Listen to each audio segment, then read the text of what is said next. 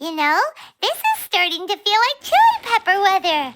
Paimon's hungry for some fresh and fiery, spicy foods that let your taste buds have a blast.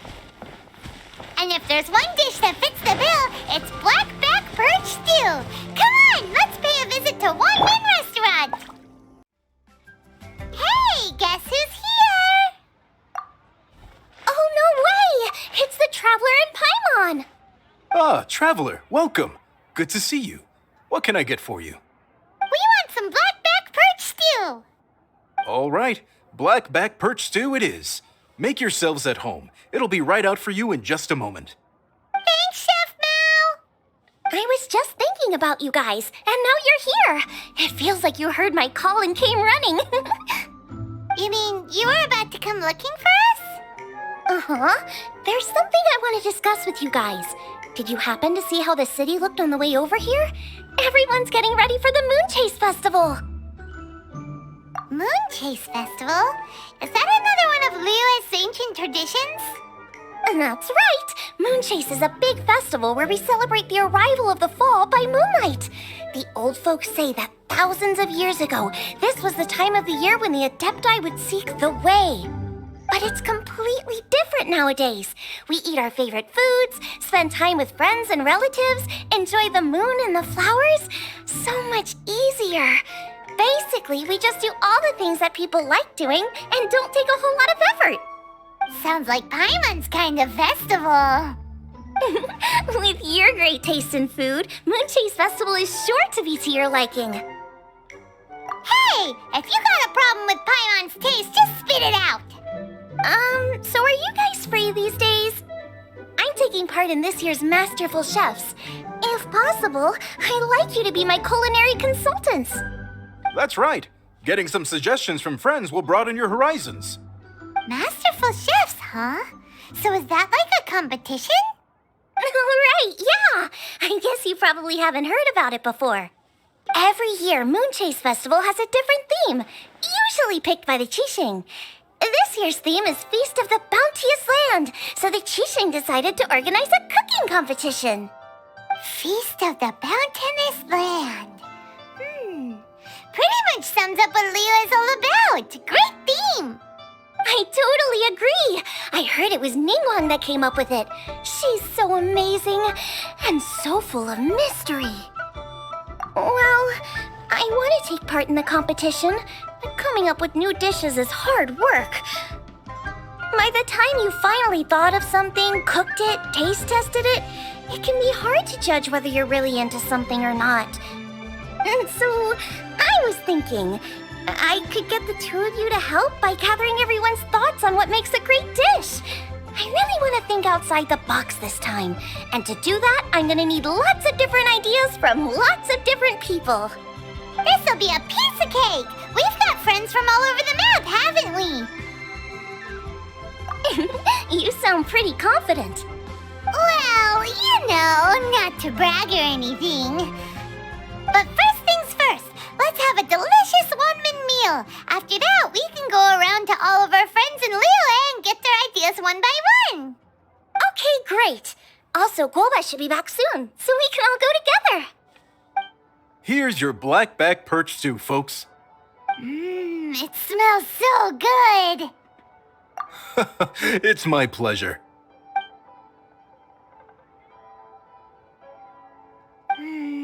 That was so delicious. Theory confirmed. This is definitely chili pepper weather.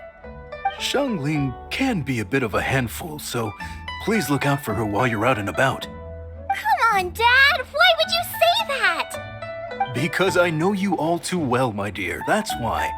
You mustn't be quite so reckless when you're out in the wild, you understand? You do well to be a little more cautious, like our traveler friend. Don't worry, we're all friends here. Let's all look out for each other.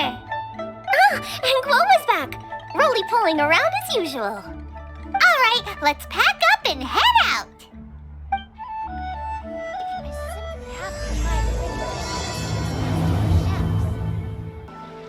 So, it's outside the box thinking that we're looking for, right? Hutao always seems to have a unique perspective, so let's make this our first stop. What? My ears are burning.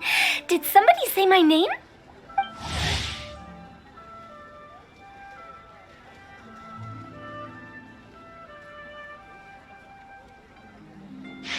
Yeah, it's Paimon and the Traveler. Oh, and Xiangling, too. Ah, of course, Hu Tao. Way outside the box. Meaning you're here for some other reason, right? How might I be of assistance? Well, Hu Tao, I wanted to ask you, what kind of food do you like? What food I like? Off the top of my head, I don't really have an answer. Wow. So even Hu Tao gets lost for words sometimes. Paimon sure didn't see that coming. Come on, even the chirpiest birds clock out for the night, right? I'm no different. Pretty sure clocking out isn't something birds do, but okay. Right! There's no need to overcomplicate it. Just pick a dish and tell me what you like about it. I'm doing some market research. I see. Launching a new dish? Well, let me say right off the bat, nothing weird, okay? Some poached fish, a side of shrimp dumplings. That is all you need. Poached fish and shrimp dumplings? That's a bit ordinary, isn't it? Well, it is and it isn't. Think about it. Poached fish is hot and spicy with a powerful aroma. It's a dynamic dish. Add a side of shrimp dumplings, and there's your static component. Got it? Dynamic? Oh, I can do dynamic. Mushroom slime stew it. No, not that kind of dynamic. A dish is more than substance, it's a mood. Poached fish is red and spicy. It elicits a response from the eyes, ears, nose, and mouth. That's why I call it dynamic. Shrimp dumplings are more subdued, clear and smooth with a pure and subtle fragrance. I call that static. Combining dynamic and static is how you create a perfectly balanced meal. A union between opposite but complementary features coexisting in perfect harmony. Paimon didn't follow that at all. But at the same time, it kind of sounded smart, so... Okay, dynamic and static. Opposite but complementary. So is this just another way of saying you should keep everything balanced? You know, a little meat, a little veggie, a little salt, a little sugar? Bingo! Except I don't think you need to have a sweet dish for it to be a complete meal. Personally, I always skip dessert. Okay, I think I got it. At first I thought you were just goofing around, but actually you make a really good point. How did I ever doubt you, Hu Tao? Thanks. When it comes to telling tales, the storytellers have got nothing on Hu Tao. Sounds suspiciously like a compliment to me. I'll take it. Uh-huh. Well, at least one of you gets it. Everything in this world runs on its own set of principles, be it the circle of life or sugar and spice. You either get it or you don't. Since the Traveler seems to approve, I'll make sure to factor it in. Paimon thinks we're pretty much done here now. Let's head to Boo Boo Pharmacy next. Boo Boo Pharmacy? Yeah, you'll definitely get some interesting responses over there. Oh, it's you. Is everything okay? Why, if it isn't the special guests who seldom visit. Less busy than usual, I see. Yikes! What happened to Baiju's voice? Excuse me? The neck. Oh, it's just Changsheng. Welcome. Here to procure an herbal remedy, I presume? No. We actually came for the conversation this time. We're here to talk food. I'm entering this year's cooking competition, so I wanted to ask you both... Oh, wait, there's 3 of you. I wanted to ask the 3 of you what kind of food you like. Most astutely self-corrected. We shall surely supply our assistance. You need to know what food I like? It's all the same. No flavor. Chi-Chi has some gustatory dysfunction and can't taste any food. Make no mistake, she's not being uncooperative. Oh, I understand. That's fine. Still, I'd expect Chi-Chi to have some sort of dietary preferences, though. There must be some dishes that you like the sensation of. Sensation?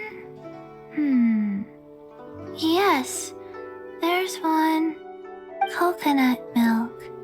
Nice and cold. Well, that doesn't help us. It's not a dish, it's a drink. How about you two? Any thoughts? I like bite-sized morsels of meat. I agree with Chung Sheng. Many of our patients are the elderly and young children. They find large chunks of fowl or seafood difficult to swallow and digest. Dishes where the ingredients have been finely chopped, on the other hand, are far more suitable for them. We also see plenty of people with colds and sore throats who find it difficult to eat rich food.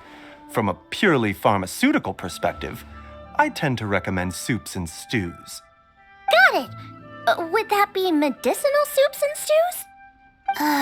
Medicinal soup. I don't like it. I must apologize for having such a one-track mind. It's a little difficult to think about food without worrying about the health implications these days. We've had quite the endless stream of patients recently. If you ask me, I think the changing weather is to blame. That's okay. Everyone's input counts. Keeping it seasonal and suitable for all ages sounds like a pretty good idea to Paimon. Medicinal dishes have higher demands in terms of nutritional balance than the kind of food I normally cook. I don't usually focus on medicinal properties, but since this is for a competition, maybe I can score more points by taking both flavor and function into account. Food with substance. Always better. Everyone will like it. It's a great suggestion. Thanks, everyone. You're welcome. As long as we could help. It's great to have a doctor's unique perspective. I'm feeling inspired. Oh, how you flatter me. Receptivity to sensible suggestions make for a savvy chef. Oh, she is! Creating new dishes is Xiangling's favorite thing to do. You can be sure she'll put lots of care and attention into it. Everyone's got their hobbies, and mine is cooking. Usually I just go with my own ideas, but having a whole new perspective this time is sure to make a big difference to the end result. Great! That makes this whole trip worth it. All right, time to move on to the next. So we've got an independent thinker's perspective and a health perspective. Next, Paimon thinks we should probably talk to some picky eaters. Oh, it's the Traveler and Paimon. And Xiangling. Greetings, friends. It's been a while. Hey, what brings you here? Has something happened? What's with this great big stone on the ground? Long story. So, just to confirm, I will assume responsibility for handling this stone of unknown origin. Any objections? None here. You know how to get things done, Kuching. As long as it's with you, I can rest easy knowing that it's in safe hands. Should I take this to mean that you doubt the relative safety of leaving this in the hands of the Tianquan? Huh? Well, for starters, Kuching is the one who's always out running errands, rain or shine. Besides, you don't seem to give a wooden more about this whole thing anyway, so what's it to you? I was merely joking. You, meanwhile, seem only too ready to pounce when an opportunity to publicly lambaste me arises. Even when it means giving our poor mutual friend here the cold shoulder. By no means. You wish to know about the stone, I presume. Then let me invite the great seafarer Captain Beto to tell the story, if she would be so kind. Fine. Well, it's a big one, right? And such a smooth surface, too. Makes you think there's gotta be a good chunk of jade in there. It was found by a fishing crew, not far off the coast. It must have been underwater for years, so the erosion will be what's given it that smooth finish. Finds like this cannot be kept as private property and must be submitted to a holder of public office. Placing it into our custody will also give them peace of mind. So, what's inside it? Well, we've hit it with just about every weapon we could get our hands on and haven't managed to even dent it yet. Clearly there's more to it than meets the eye. No weapon could smash it open. Wow. Paimon doesn't think we've ever encountered a stone like that before. Kuching has taken an unusually keen interest in this giant stone, which is why we are leaving the matter in her capable hands. Let's put that aside for a second. Traveler, what brings you here? Were you looking for someone? Actually, we were looking for all of you. We need all hands on deck here. Oh? Hopefully not because there's been some sort of cataclysmic event. No, nothing like that. Paimon's just getting carried away. I just wanted to ask everyone about their food preferences. Food preferences? That's a little unexpected. I have rather simple tastes. Precise, pure, smart, and sophisticated. That is all I require. That's your idea of simple, huh? I summed up my culinary requirements in 4 words. Is that insufficiently simple for you? A few weeks out on the open ocean would fix your flawed definition of simplicity, let me tell you that. What about you, Beto? Me? If it's freshly cooked and piping hot, that floats my boat. If it's got a little chili pepper in there too, I'm one very happy captain. Paimon thought you would have said bar food. Oh, bar food works too.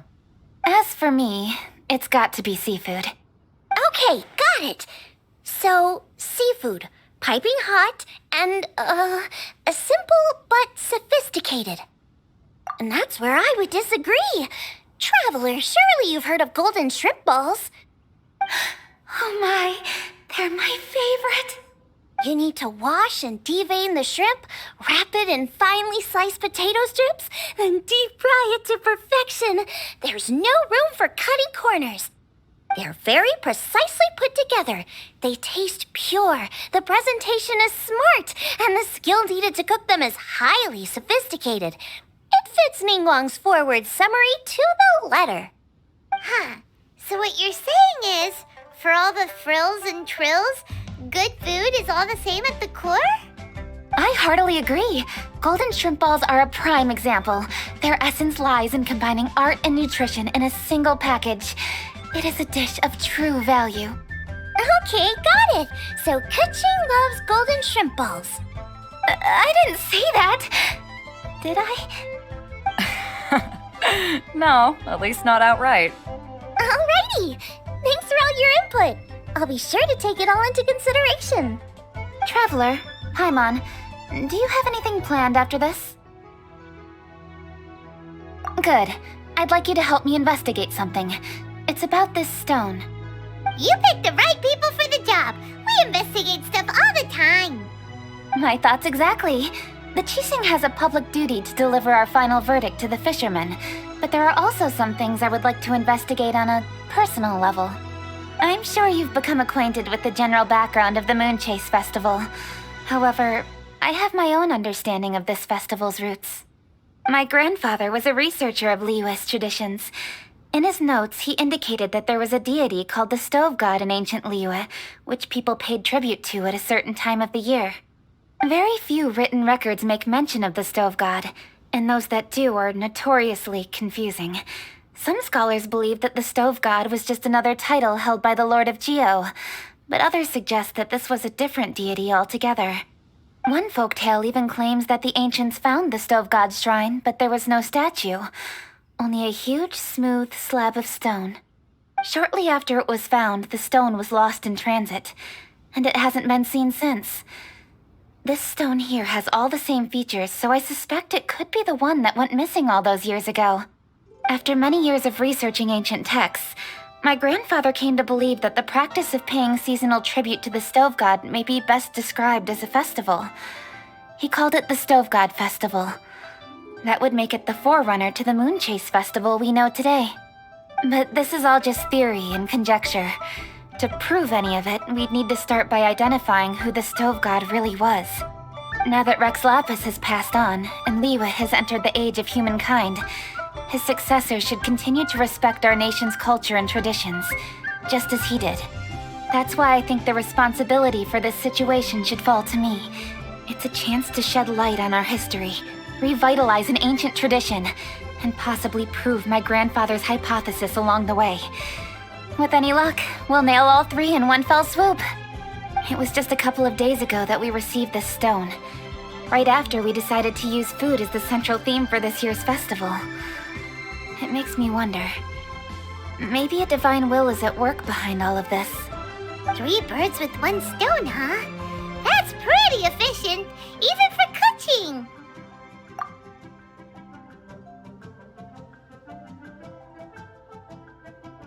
Hey, don't worry about that. This sounds super important, so don't mind me. Besides, we're only... Wait a second. I got it! What? Why are you shouting? Ka-ching, can I tag along for your investigation? But... Since it's all about the stove god, I might get to learn something useful about cooking along the way. It'll be great inspiration for me in the competition. Please, let me come along. I promise I'll help. if it means that much to you... Okay, I suppose you can come. Really? Yay! Thank you so much! You're the best! Now that that's settled, time to get going. Jingsa Village is said to be home to a lot of historical texts, so I'd like to start by making some inquiries there. Alright, then it's off to Chingsa we go! Hi, Granny. We need your help with something. Are there any old books around Chingsa Village? You know, from a really long time ago? Oh, looking for ancient texts, are we? Let me think. There is an old warehouse over there, property of the Feiyun Commerce Guild. Many books are stored inside, those that they have no room for at home. In fact, their youngest comes over this way to read sometimes. The Feiyun Commerce Guild's youngest? You must be talking about Xingqiu. Paimon didn't know they had a warehouse here. Let's go take a look. Help! I'm being robbed! It came from that direction. Come on!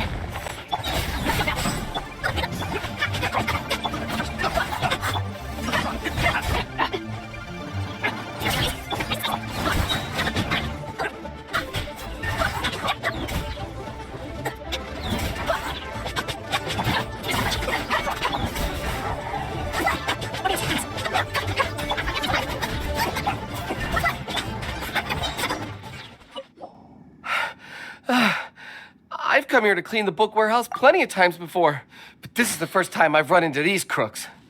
Are you all right? I am, thanks to all of you. Hey, wait a minute. You're the traveler, aren't you? And you're with... Lady Kuching. An honor. Truly an honor. We'll try not to take up too much of your time. I understand that this book warehouse is the property of the Feiyun Commerce Guild. Could you advise whether we might find any text relating to the stove god in this collection? The stove god? I heard that's the Lord of Geo, right? Huh? Really? Yeah. A friend of mine who conducts research mentioned it once before. We use stoves for cooking, and stoves are built from rock. Some people think that the stove is a gift from the Lord of Geo. That's why they call him the stove god. Seems logical enough. But do you have any books on the topic? I'm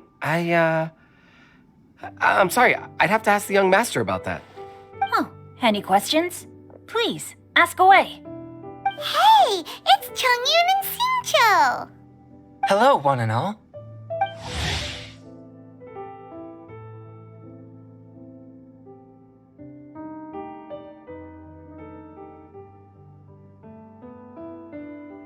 Hey guys, what are you doing here? I was bored with nothing to do, and thought I'd come out this way for a bit of reading. And then I thought, why not bring Chongyun along too? Yes. I'm just along for the ride, really.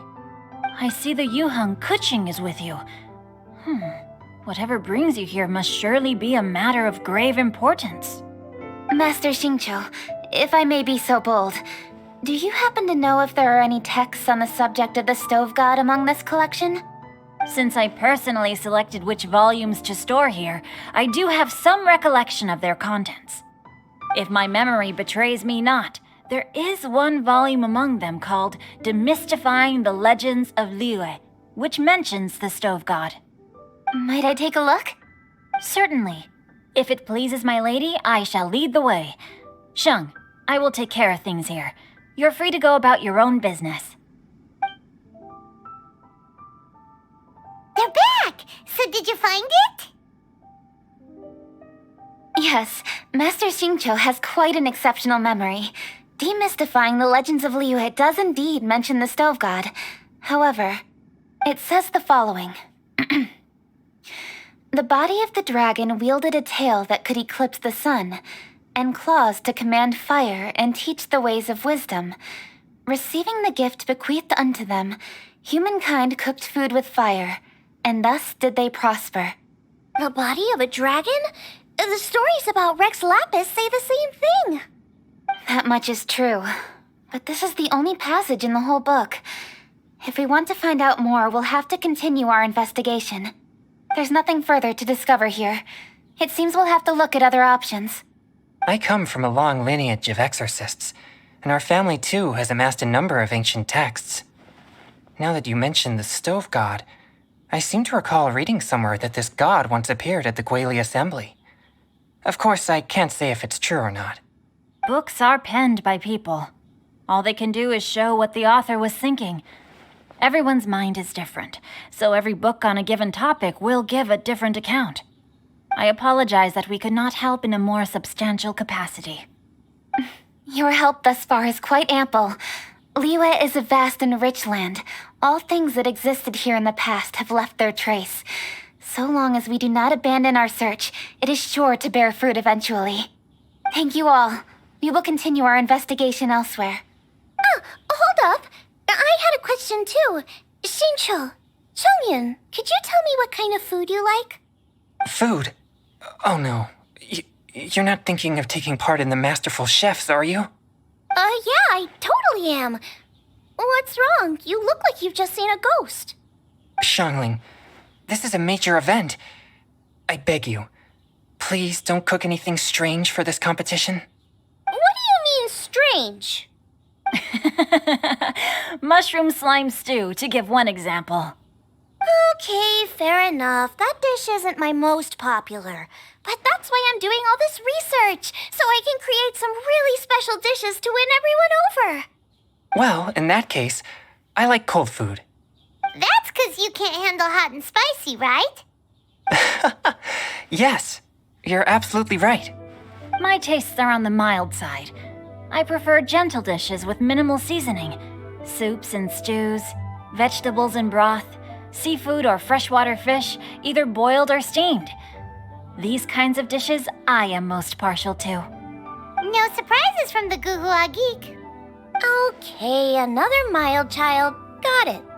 These are just personal preferences, and everyone's are quite different. Are you sure this eclectic mix of opinions will be of any use? Of course! You're my customers, and putting a smile on customers' faces is my calling as a chef. Though Xiangling's market research blade stabs often into the dark, her heart never strays from the noble path. If anyone can win hearts and minds with their cooking, it's gotta be someone like Xiangling. She's got pure intentions and really cares about the customers. No, where's all this praise coming from? Knock it off, guys. You're embarrassing me. Sorry for holding you all up. That's all I needed to know. Shall we carry on with the investigation now? Over to you, Kuching. Where to next? So we've learned the stove god allegedly made an appearance at the Guili Assembly. But today that place is largely a wasteland with few traces of human activity. Longshu Inn is close by, so let's stop off there on the way over and see what we can find out. Forgive us, for this is where we must part ways. May your journey be a smooth one. Yes, best of luck. If you run into any difficulties, come and find us. We'll be only too glad to help. Let's go! Next stop, Wangshu Inn. Huh? Oh, Traveler. Who are all these people? Friends of ours! Allow Paimon to introduce Xiangling, Guoba, and Kuqing. Kuching? Of the Chishing? She's Hi. It's not that. I'm just your typical commoner. I've never met someone as high up as the Yuheng before in my whole life. Look at that strong body, those powerful hands, and honest eyes. This guy must be a really great chef. So, is there something I can help you with? You've come a long way out to end up at Wangshu Inn. Let me fill you in. Ah, okay. I see. Legends claim that the Stove God once appeared at the Guili Assembly. As Wangshu Inn is the oldest extant building in this area, any historical texts from around these parts are likely to have ended up here. Is there a room in this inn for storing books? And if there is, do any of them mention the Stove God? Well, now that you mention it, we do have a fair few ancient texts here. I remember looking through an old recipe book once. I just need to remember where they're all stored. If you're happy to wait here for a few minutes, I'll go have a look right away. Oh, Traveler, there's something I need to discuss with you. What is it? We need to pay up or something? What? No, I wouldn't take your money. We're all friends here. I just wanted to ask if you had the time to make a satisfying salad for me. A satisfying salad? What for? Yeah, guy who hangs out on the roof terrace, you know? Good-looking fella, not too tall. Shh! Don't you think he can hear you? Oh, right. Yeah, maybe. Anyway, you know who I mean. The boss told me to take care of him, but this guy, let me tell you, he is one tough nut to crack. He usually turns his nose up at everything that isn't almond tofu. But the boss tells me you once made him a satisfying salad, and it all went down so well. So I was thinking, could you teach me how to make it too? That way, I'll have something else in my arsenal. Oh, so this is for show! You guys really look after him, huh? Well, that's life, right? You gotta look out for your own people. All right then, wait right here. I'll be just 1 minute. Clock is ticking! 59, 58... Sorry for the trouble, Traveler. Okay. Here you are. Thank you ever so much. While Kuqing's reading her book, let's make that satisfying salad. Xiangling, what are you gonna do? I'd love to come watch too, but I don't want to get in the way, so I'll just stay here with Kuqing. Okay, shall we go then? Go ahead and get started. I'll just watch from over here. I only need to watch you make it once to have it committed to memory. That should do it.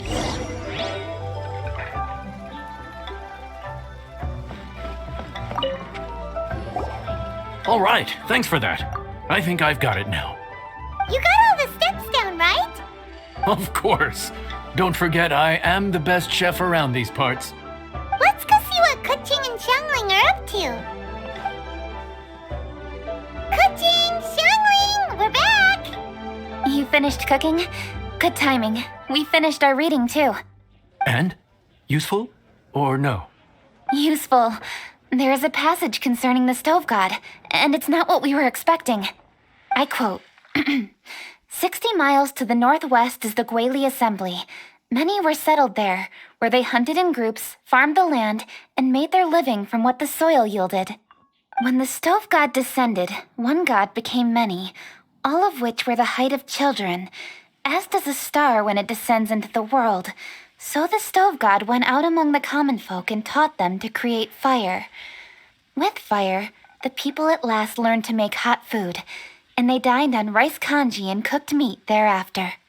This is a radically different account from the one given in Demystifying the Legends of Liyue, and also a conflicting one. One god became many? Does that mean there was more than one stove god? Taking the text at face value, that is what it says. Went out among the common folk and taught them to create fire. So did the stove god really go and teach people how to cook firsthand? Now that's a god who truly cared for their people. So, we've got two leads, but they contradict each other. How do we know which one to believe? By continuing our investigation and reserving judgment for now. Thank you for this text, Yanxiao. It's my pleasure, really. Think nothing of it. If anything, I should be thanking the traveler. Listen, you've helped me an awful lot. Not just today, but in the past, too. I want to make it up to you properly, and as it happens, things are pretty quiet here today. So I'd like to take the chance to treat you all. What do you say? Will you stay for a meal? Wow, he sure sounds confident in his cooking. I like that. Confidence is one of the best ingredients a chef can have. I really want to try his cooking. I say we take him up on his offer. It's hard to refuse a generous offer like that. Yes, I think we can fit this in. Yanxiao, we await your culinary creations with great anticipation. I won't disappoint.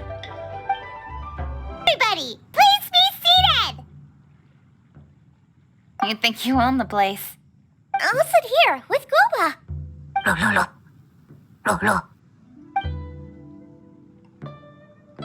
Here we are. That's everything you ordered. It all smells amazing! I think I've met my fellow finalist. It smells beautiful.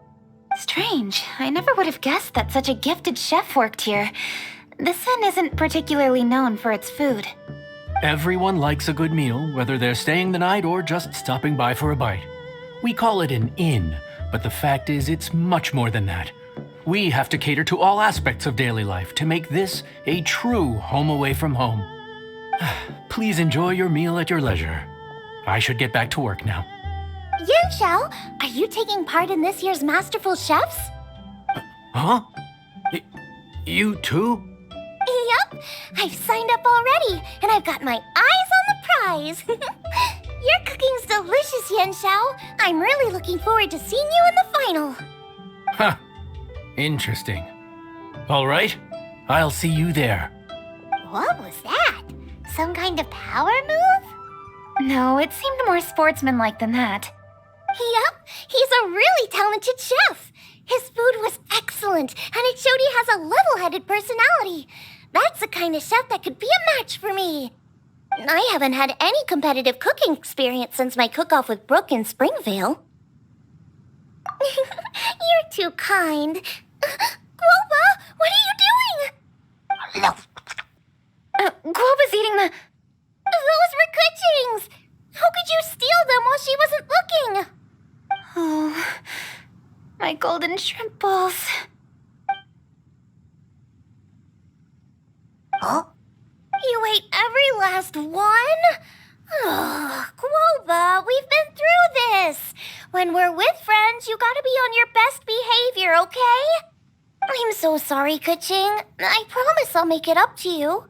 What's the big deal? We can just get another plate. After all, it's Yanxiao's treat today. It's not the same, though. The moment's gone. Sure, you can eat something else, but you can never go back and change the feeling of despair as your food is snatched away from right under your nose. The dining experience is a trinity of emotion, food, and atmosphere, and you've got to have all three to make it work. I have to say, now that you mention it, that is a very accurate appraisal of the situation. I'm gonna make it up to you, Kaching. Is there anything you want to eat? Anything at all. Whatever it is, I'll make it for you. I don't have high hopes for this, but equally I don't want her feeling guilty. Okay, I'll let her do this for me. If you insist, there is one dish that perhaps you could try making for me. It's an old recipe from my grandfather's notes. No problem. May I see it? I'll get it to you when we're back in Liyue Harbor. Traveler, have you finished eating? Before we do anything else, let's head back to Liyue Harbor. I need to fetch something.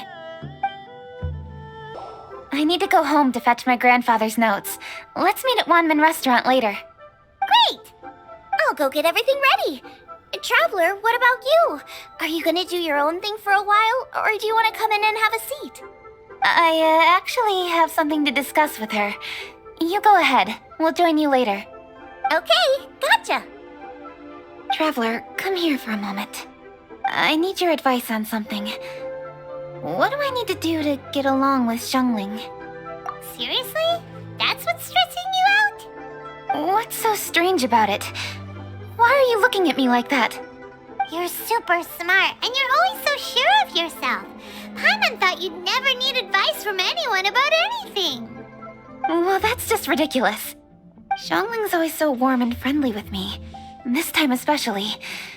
And now she's desperate to do me a favor. So, is that supposed to mean... we're friends already? I'm just not used to dealing with people who are so warm right from the get-go. How exactly am I supposed to respond to that? Okay. Noted. Thank you, Traveler. I'll see you again shortly.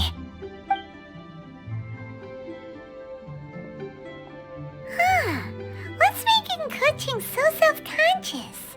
Paimon thought nobody would be able to get under her skin. What should I try this time?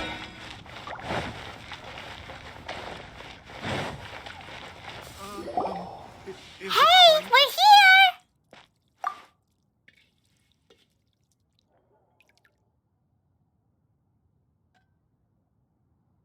Hey, grab a seat. I'm just running through my ingredients to see what I'm missing. Oh, we're gonna do this now? What is it? But this is your idea! Why you gotta dump it on Paimon? Ugh. Okay, so back at Longshu Inn, we noticed you and Kuching were getting along pretty well. So you really like hanging out with her, huh? Yup. Kuching's good-natured and easy to be around. The kind of person everyone wants to know, right? You're a braver person than Paimon. The first time we met Kuching, Paimon found her pretty intimidating. You think so? I remember thinking straight away that she was really easy to get along with. Didn't you see her sneaking treats to Goba back at Wangshu Inn? Yeah, she's great. We know that now. We're just talking about first impressions. First impressions? Oh, okay. Hey, have you guys eaten grilled shellfish before? They can be hard to crack at first, but they taste amazing that way. We've eaten shellfish before, but I don't think we've ever tried eating them grilled. Oh, you're missing out. I'll grill some for you another time. But anyway, Kuching's like a shellfish. Maybe a little closed off at first, but once you get to know her, she's got a soft and squishy side too. Not to mention that even after her favorite food was stolen away, she was still happy looking after Guoba. I'm really grateful for that. You make a good point. You know, Xiangling's intuition for people seems really spot on. Is that why she took a liking to Kuching so quickly? All right, let's see. We're okay for carrots and crab, and we still got some ham and mushrooms. I wonder what Kuching's recipe is gonna be. Huh? What was that noise? What's going on? What the? That bird is huge! Ah, it's the ladybird! Excuse me, one shall not be addressed in such a manner. One shall be known as Adeptus, whose name, should you care to mention it, is Cloud Retainer. Cloud Retainer? That does sound like an Adeptus name. Well spoken. One shall let this young lady's enlightened words atone for the ignorant ones of her friend. A while it has indeed been, traveler. Does one surmise correctly that you hasten hither to partake in the Moon Chase Festival? Ah, so even the illustrious traveler has been summoned to attend the Moon Chase Festival. As expected, this year's theme stands proud against the test of public scrutiny. The theme? You mean Feast of the Bounteous Land? The very same. Moon Chase Festival falls during the season when many cooking ingredients are ripe. Hence, it is a fitting time to enjoy the finest of foods. One noticed the relative pomp and ceremony with which this year's affairs are being conducted, and could not abide to stand idly by. Let it be known that one's culinary proficiency and ingenuity is uncontested in all the world. Thus does one now appear in this realm, that those who inhabit it might witness one's latest creation, a supreme cuisine machine. A supreme cuisine what? What's a supreme cuisine machine? Patience. One's purpose here today is to meet and to greet. Nothing further. All shall be revealed before your very eyes when the time arrives. Traveler, you are one who has witnessed much of the culinary world. When the day comes, one would be most pleased to see you in attendance, offering your most vociferous ovations. Oh, so we're officially invited? That which is implicitly understood needs not be made explicit, let alone official. I shall say no more and dwell here no longer. Await my word. Be there or beware. This bird always disappears just as quickly as she shows up. Oh, wait, not bird, Adeptus. Hey, wait! Isn't she technically an illuminated bird, though? She seemed like someone very prestigious and very talented at cooking. She definitely loves her food. What are you all huddled together over here for? The Adeptus left already. Yay! Kuching's back! Sorry I kept you waiting, Xiangling. This is the recipe from my grandfather's notes. They're not in the best condition, so rather than bring them out of the house, I just transcribed the recipe. Unfortunately, the texts my grandfather worked with were very old, usually faded, damaged, or both. Some parts are missing from this recipe, too. Do you think you'll still be able to work with it? Oh, okay. Let me take a look. Give me some time. I need to look into it. Sorry for the trouble.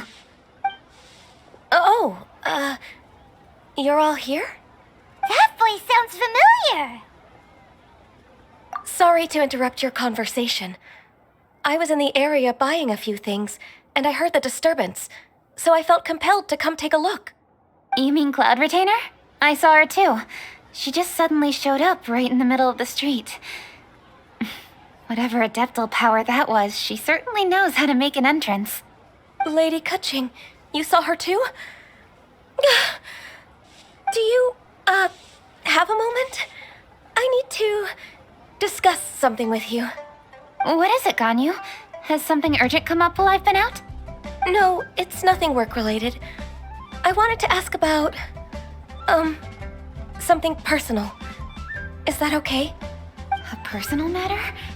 Involving me? Surely I haven't done anything improper recently, have I? Please, Lady Kuching. This is really important to me. Oh, okay. I noticed Cloud Retainer was here for quite a while. Did she say anything about... me? When I was young? About your childhood? No, nothing at all. What? Really? Whew. Thank goodness. I was getting really worried. Once she gets talking to people, she tends to go off on all sorts of tangents. So I was worried she might have bored you with some stories about me. Your name didn't even come up, so you've nothing to worry about.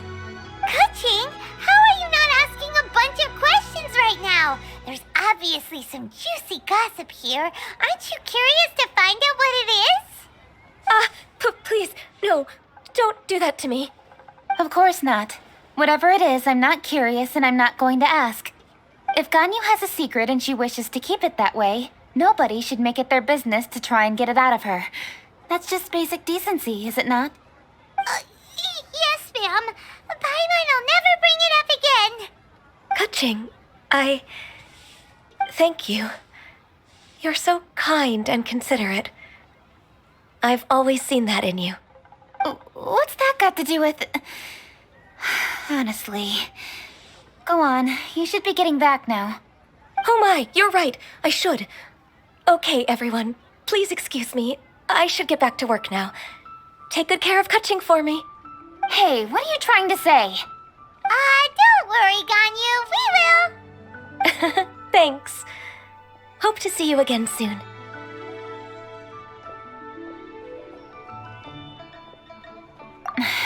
Just ignore her. Hey everyone!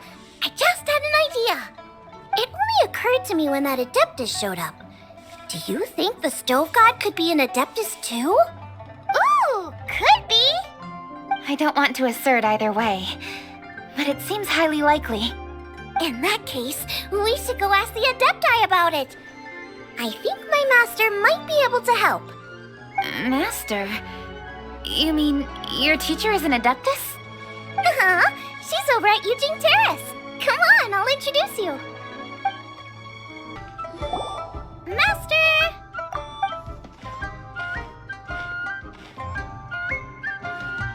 Oh!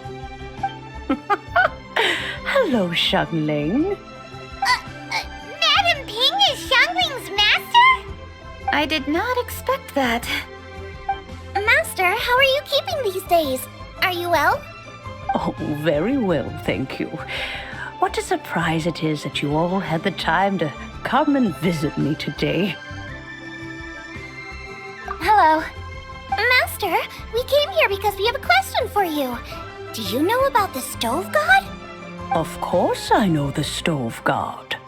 Does this mean you know them personally? Ah, I see. It's the Moon Chase Festival, isn't it? How interesting. So you came to hear some stories about the Stove God. That's right. We're investigating something that happened recently. I see. The great stone surfaces. And so you open an investigation. I must commend your guesswork this far. I did indeed know the Stove God of whom you speak, but it was a great many years ago. Moon Chase was originally a rite observed by the Adepti, not something in which the ordinary people of Liyue would ever partake. But over the years, they have sought to emulate it for themselves many times, giving rise to various festivals bearing the Moon Chase name. On nights when the moon shone bright, everybody would get together for joyful reunions. There would be fine food, fine wines, and choice teas. Later, Rex Lapis unified all of these various festivals under the Moon Chase name to honor an old friend of his. In short, the heavens were our witness as we vowed to the moon to come together in joyful solidarity, to remember the past and reflect upon the present.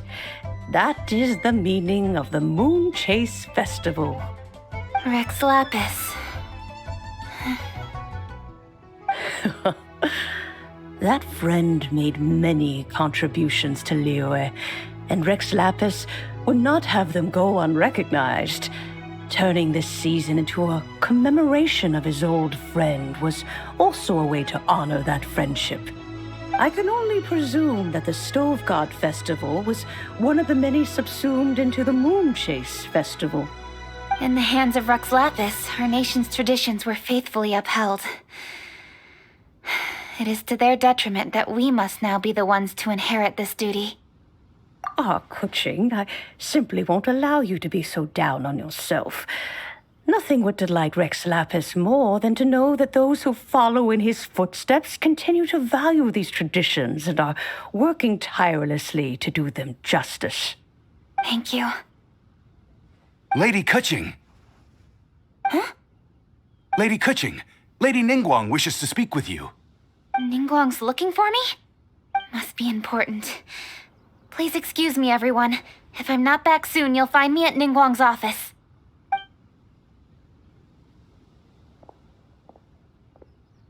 There she goes.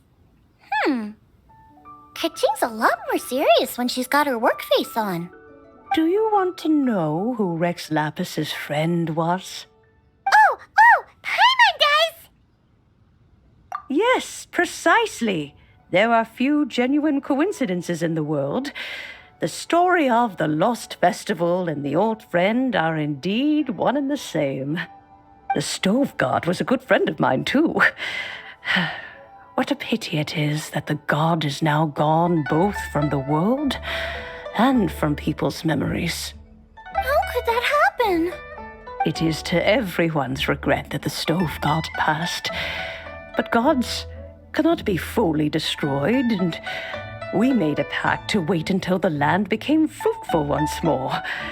For perhaps the Stove God would then return, albeit in a new form. Really? Master, you must miss the Stove God a lot, right? From the way you talk about it all, it sounds like you were the best of friends. Yes. Thinking back on it all, there are many fond memories. I'm pleasantly surprised to find that Kuching is investigating this.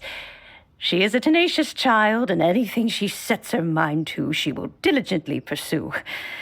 It warms my heart and makes me want to give her a helping hand. Unfortunately, however, I cannot simply give her the answer, for the process is of great importance to her. Kuching's grandfather once researched the Stove God, and now she follows in his footsteps. Since Kuching has inherited this conundrum, so too she must inherit the journey to its resolution. You knew Kuching's grandpa? Of course. I count all the people of Liyue among my good friends. I remember when he was the same age as Kuching is now. So young. Grandparent and grandchild are definitely made from the same mold, both diligent enough to take on anything and bold enough to see it through to the end. I like to think of Liyue as my own little potted plant. I've watched it grow and blossom, and it grows more beautiful all the time. In the blink of an eye, the buds of yesterday are in full bloom today. It's wonderful to see. For new blossoms must bloom on the branches if the tree is to remain evergreen and ever young. My dears, you are absolutely right to focus your investigation on the stone. It is, as you suppose, the lost statue of the Stove God, and within it lie all the answers that you seek. I should like to see the stone for myself if you would lead me to it. Perhaps the truth will emerge even as we watch on. You're all here. I was just about to send someone to fetch you. Kuching, has the stone undergone any changes? A crack has appeared in one corner, but we still can't tell what's inside. What happened? Did someone chip it while no one else was looking? More likely a natural occurrence. Our weapons have had no effect on it. How would a natural occurrence crack it open? This is because the Stove God draws power from the actions of the masses. The heat of a busy kitchen, the joy of a reunion. Keep up the good work, and the truth will rise to the surface soon enough. All the books say the Stove God is the deity of food. So is the stone opening up because everyone's cooking for the festival? Statues draw power from their people. So, if the Stove God has dominion over cooking, could it be that the passion people put into their cooking gives power to the Stove God?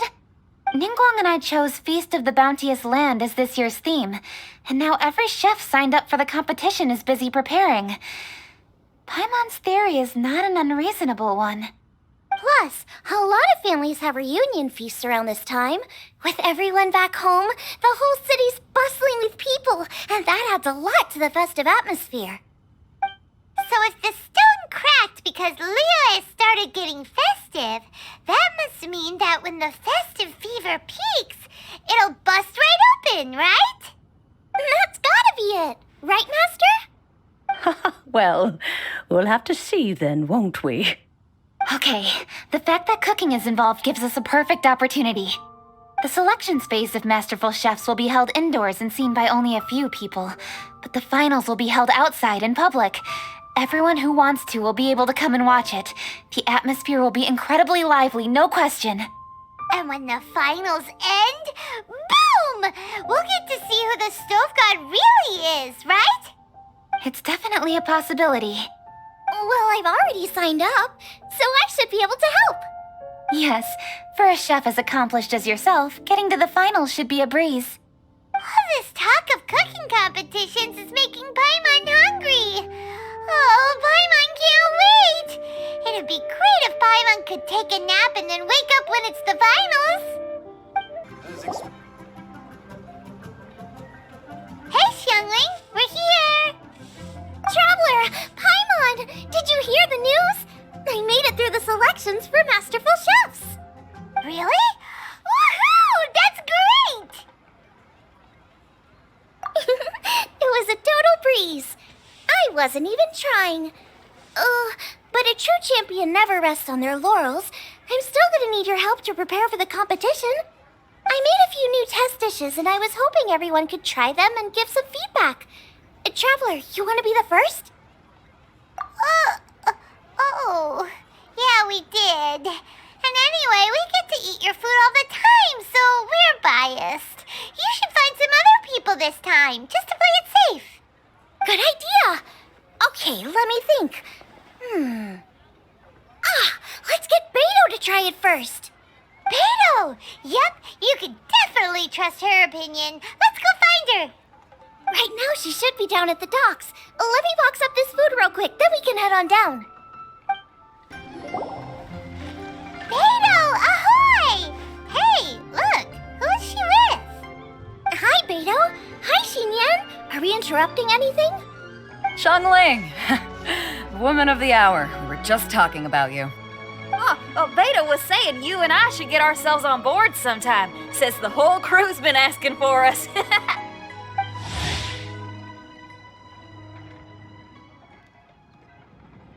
Seems like you three go way back. Oh, we really do. Beto and Xinyan are two of my oldest customers, and I've helped out in the kitchen on board Beto's ship in the past. Recently, Xinyan's been planning to do a show on board, too. That's the plan. Good music's meant for sharing. You guys should check it out sometime. Will do.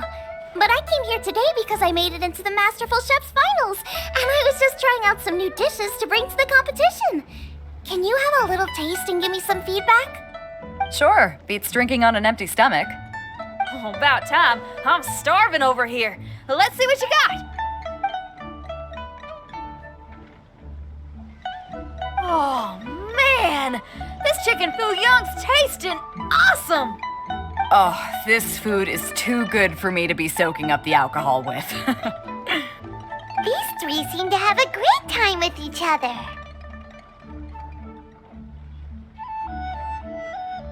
Only thing is you've got 3 dishes here. Chicken fuyong, come and get it, and crystal shrimp, and they all taste kind of refreshing.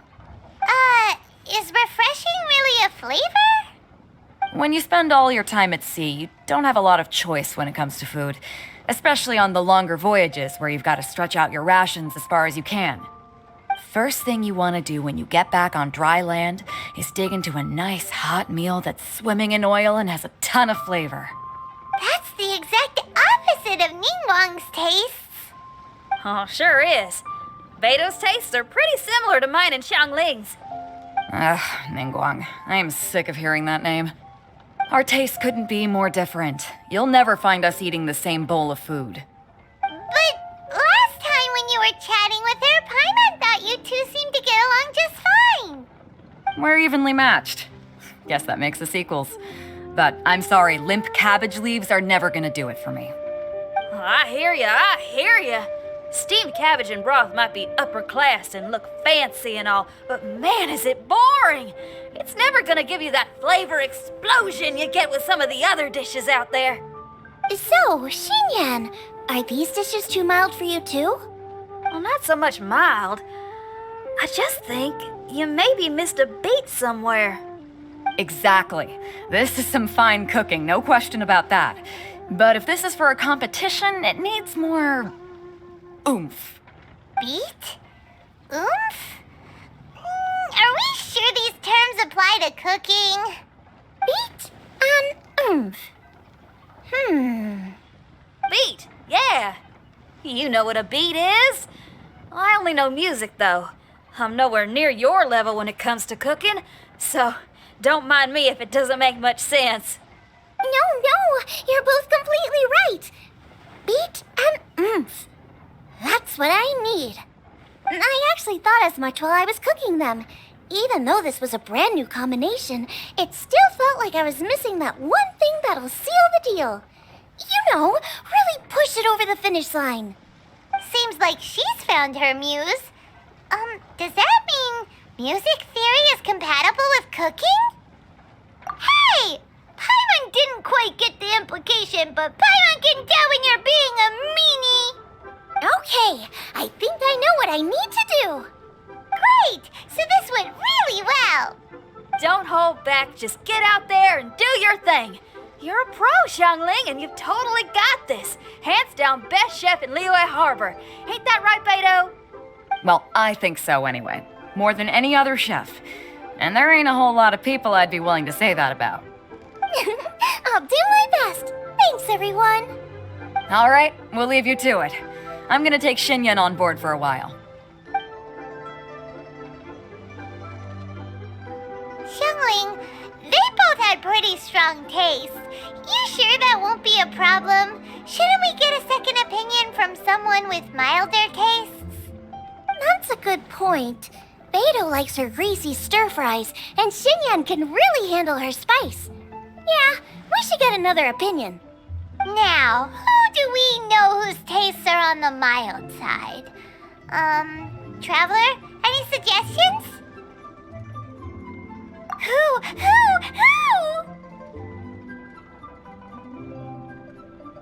Oh, right! Makes sense! So, back to Wangshu Inn? Who? Who is it? Someone you just missed last time we were there. Huh? Oh, Paimon remembers! He said that we just need to speak his name and poof, he'll show up. Will he definitely hear us saying his name though? Maybe we should find somewhere quieter. Okay, let's take turns shouting his name. Uh-huh. Do I need to do this too? Paimon's going first. Ahem.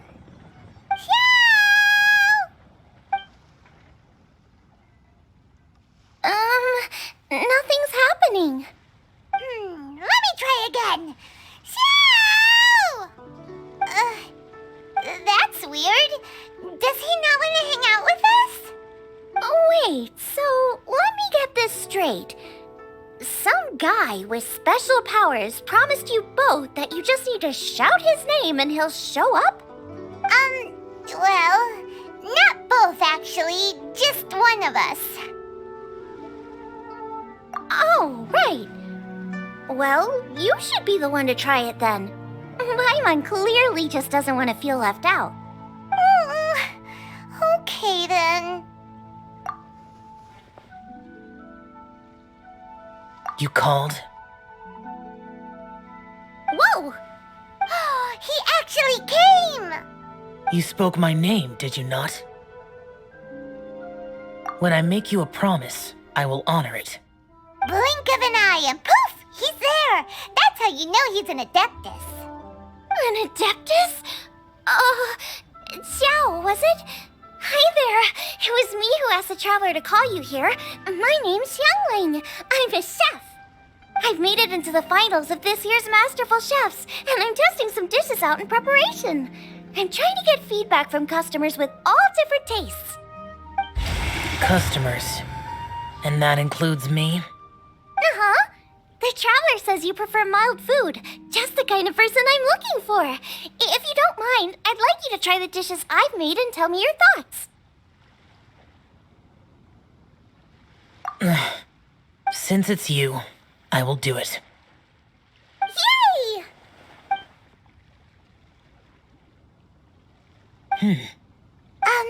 How is it? Are you sure you can eat it? Don't force yourself. Tastes pretty good. Huh? Really? I can't believe it. And Adeptus says he likes my cooking. If my dad was here, he'd be crying tears of joy. You excel in the culinary arts. I'm reminded of another chef I know. That chef cooks dishes with soul, as do you. Both of you are masters of your craft. Who do you think he means? Smiley Yensho? If I had to find fault with something, the two sides are a little strong for my taste. Some minor adjustments would take this dish from excellence to perfection. Just my own opinion. Do not fixate on it.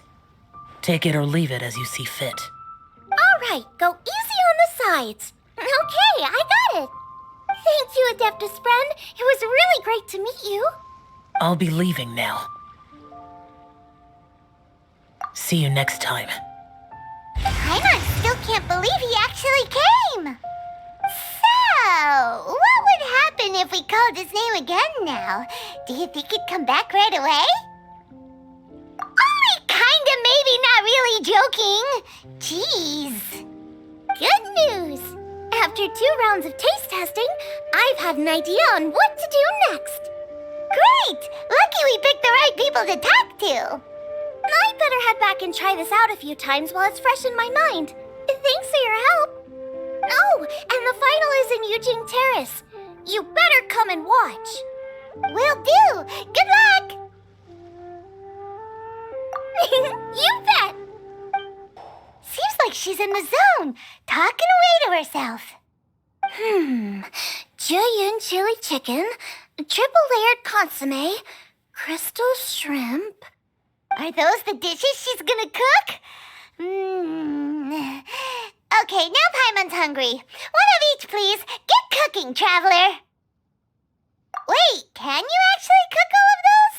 Or is Paimon just assuming that because we eat them all the time? How about we see if they sell recipes around here?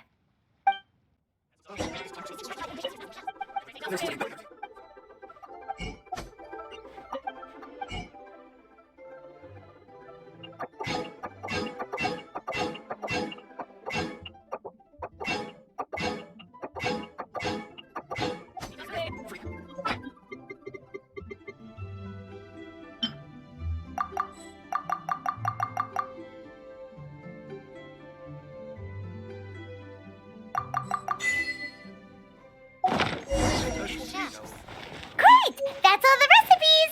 As long as we've got the ingredients, we can make them whenever we want! And if they turn out good, maybe we can have our own cook-off with Xiangling sometime!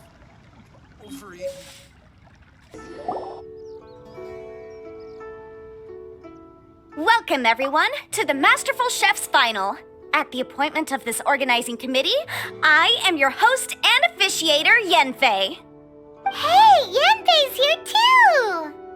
This event is brought to you by the Liyue Qixing in collaboration with a number of participating enterprises.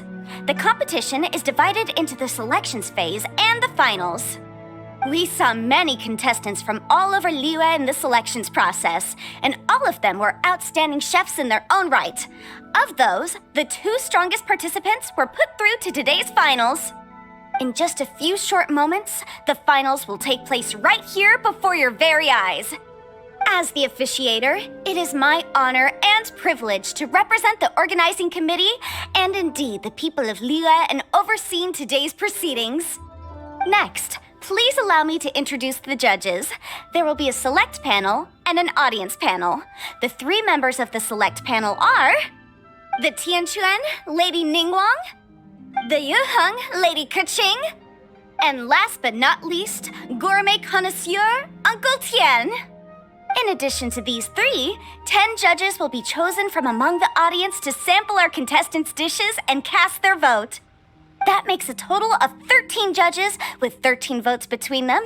Each judge will vote for their preferred finalist, and the one who receives the most votes will be today's winner. It's all so exciting! And now, please join me in welcoming our 2 contestants into the arena. Come on out! To my left, a competition favorite down from Dihua. Life's harsh when you live on a marsh, but this kitchen ace will put a smile on your face. Please welcome Smiley Yanxiao. Hi, everyone. Whoa! Yanxiao made it into the finals too! But what's up with him? He seems really nervous. Yanxiao! Chin up! Shoulders back! Everyone from the inn is super proud of you! Huh? Oh. And to my right, a stalwart of Liyue Harbor culinary scene, a little feisty with a whole lot of spicy. Give it up for Xiangling!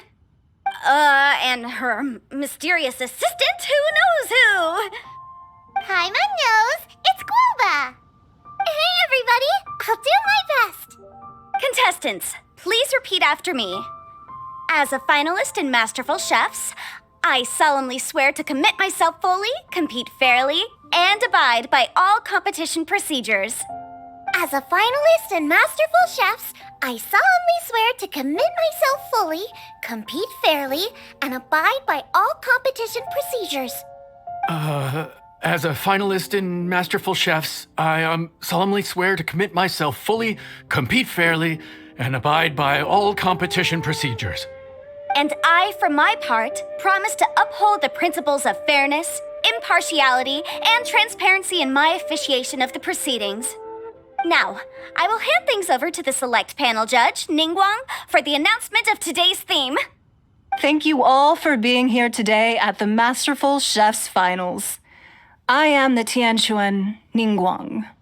The organizers have chosen the theme for today's event, and that theme is Of Earth and Waterborn. Of Earth and Waterborn. Just like the Feast of Bounteous Land. It really captures the spirit of this year's Moon Chase Festival. It's like surf and turf, but the deep and meaningful version. The rules are simple. The one who receives the most votes wins. Tailor your dishes to the judges' preferences, or win over the audience with your originality. The choice is yours. Well then, I look forward to both of your contributions. Contestants will have 1 hour of cooking time available and may only use ingredients provided by the organizers in their dishes. I trust this is no problem. Okay, without further ado, let the cooking commence. Begin. Time to pull out all the stops. Show everyone why you're the best. Traveler, Paimon. Thanks for coming to support me. Don't you worry. I'm gonna make this the best tasting dish I've ever cooked. Light it up! Light it up! First things first, get the stove on.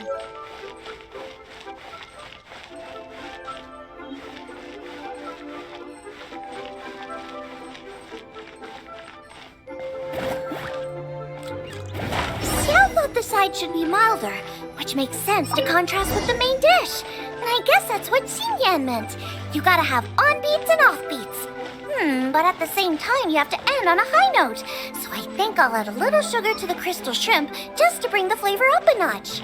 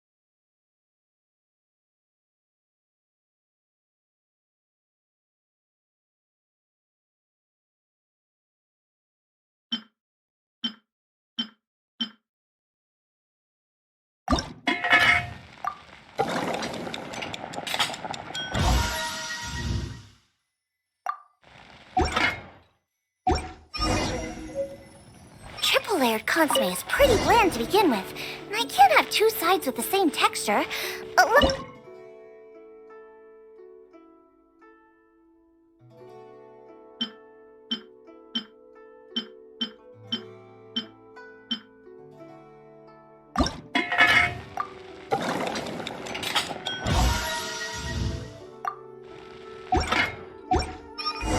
Jueyun chili chicken is the main event.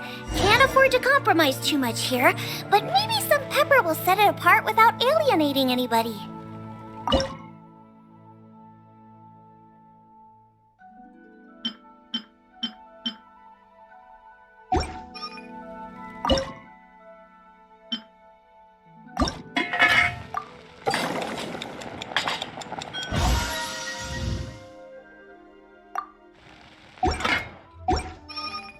Huh?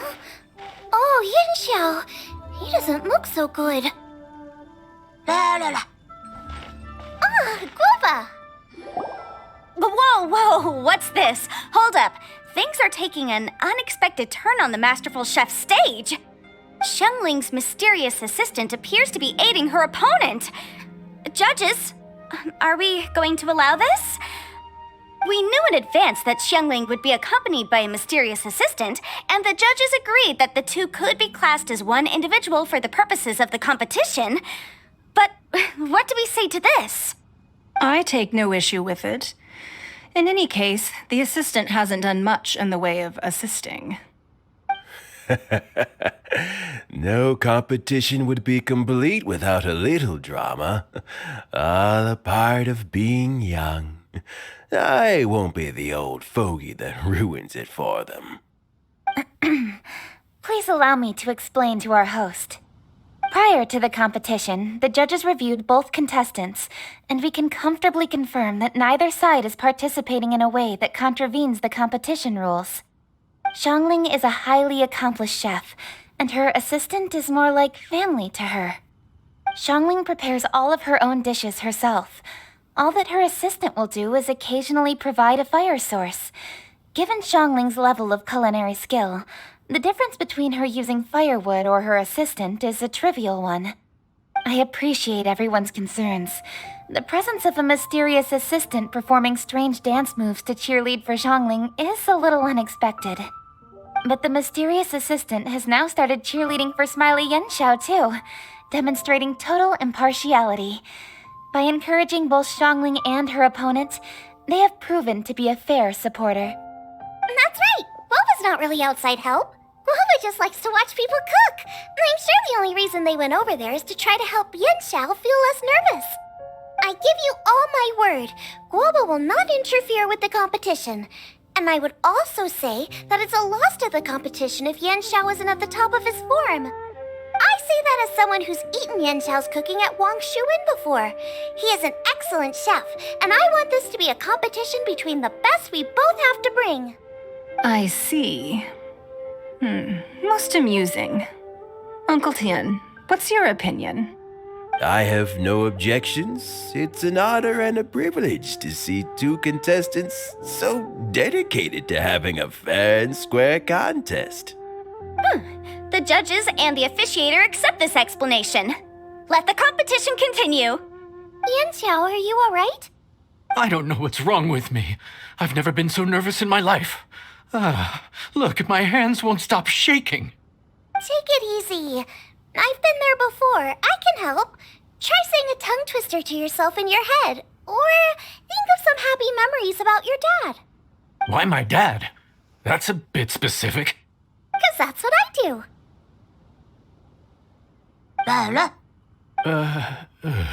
I guess I'll think of my mom then.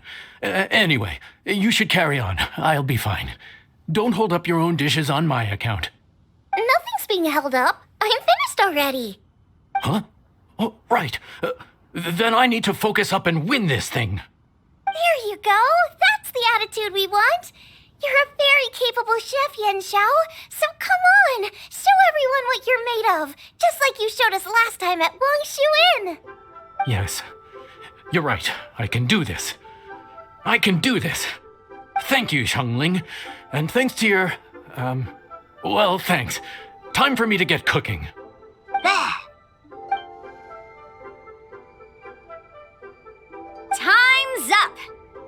contestants have now finished cooking.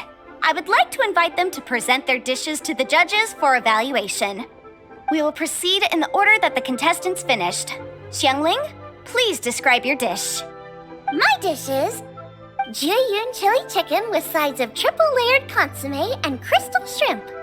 The theme is of earth and waterborne, which includes land and sea. In other words, land animals, fowl, and seafood are all potential ingredients. My main dish, Jiyun chili chicken, is a combination of fowl and chilies. Jiyun chilies capture the essence of the mountains where they grow, and fowl is a gift from the heavens. Triple-layered consomme also uses fowl, and its other ingredients are ham and bamboo shoots. These are also flavors from the mountains, but they complement and contrast with the chicken dish, fresh instead of spicy, cold instead of hot. The crystal shrimp is made from a combination of rice, shrimp meat, and carrot. A thin, translucent skin wraps diced carrot and a whole shrimp, fresh, crispy, and tender. Shrimps are a gift from the ocean. Tightly wrapping them in a skin made from rice makes this dish a blend of land and sea, fresh with a hint of sweetness. It's the perfect note to end this course on. Ooh, a strong delivery there from Xiangling. Let's see what our next contestant Yanxiao has to say. My dish is Adeptus Temptation with a mint salad and golden shrimp balls. As Xiangling says, earth and water means land and sea. So birds, land animals, and seafood were also the ingredients I incorporated. Adeptus Temptation is a much-loved dish in Liyue, and as chef of Wangshu Inn, I've always been proud to offer this as the signature specialty dish of our menu. It's a complex dish with very particular ingredients: smoked ham, crab, fresh shrimp meat, and matsutake. I chose this as my main dish as a sign of respect toward my profession and to this competition. The mint salad is my first side. Cool and tender with a subtle sweetness, it's a perfect answer to the rich and strong flavors of the Adeptus Temptation. Golden shrimp balls is a time-honored classic loved by everyone. A hearty and wholesome broth, followed up with a shrimp ball. Oh, pure bliss. Paimon can smell it from all the way over here. It's driving Paimon crazy. Judges, please sample the dishes. Very impressive. Both contestants' dishes are well considered, expertly made, and truly delicious. I'm gonna have another golden shrimp. I shall have to sample both contestants' dishes once more before I can reach a verdict. Now, Xiangling has taken an interesting approach here. She's chosen a cold dish as her main. I have to say, that's a bold move. It's also a unique take on Jueyun chili chicken. Although the dish as a whole is served cold, the chili peppers have been stir-fried, so they're still just a little warm on the inside. You get a nice crunch as you bite in. Then you get the spiciness and warmth all coming in together, and then just a hint of that wonderful pepperiness to top it all off. It's quite simply extraordinary. This Adeptus Temptation is quite exceptional. The triple layer consomme is also a very superlative contribution. Excellent flavor, well balanced between sweet and savory. Yes, the standard is very high. Judges of the select panel, I will now ask you to consider your votes carefully before writing them down and handing them to me. Also, the organizing committee has selected today's audience judges, and they are now evaluating the dishes. Everyone who's been lucky enough to sample today's dishes, please consider and cast your vote independently. How are we not involved in this? Why didn't they pick us to be judges? Paimon has buckets of passion and oodles of expertise when it comes to food. If they don't want Paimon, it's their loss. Oh. Yippee! For all the chefs there are in the world, and for all the amazing dishes they can cook, the fact remains that you're the one who treats Paimon the best. Thank you all for waiting. All votes have been received and counted, and the results have been returned to Ningguang. I now invite Ningguang to take the floor and announce the results of the Masterful Chef's finals.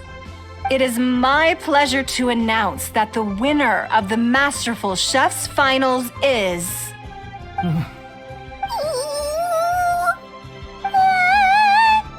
by a mere 1 vote margin, Xiangling! Wow! What? How is it so close? Well, there it is. I knew it. It was a close contest, but we have a winner. Liyue Harbor's Xiangling has beaten Dihua Marsh's Yanxiao by just 1 vote. There can only be one winner, but the fact that this was so close shows just how much both of these outstanding chefs managed to impress our judges. Thank you both for your stellar contributions here today. A big thank you to all the audience for being here today, especially those who have come from far and wide. As officiator, I declare the result of this competition to be fair and valid, thus bringing the Masterful Chef's finals to a close. Thank you all for coming. Until next time. Please exit the venue in an orderly fashion, and remember to take all of your personal belongings with you. Come on, let's go over and take a look.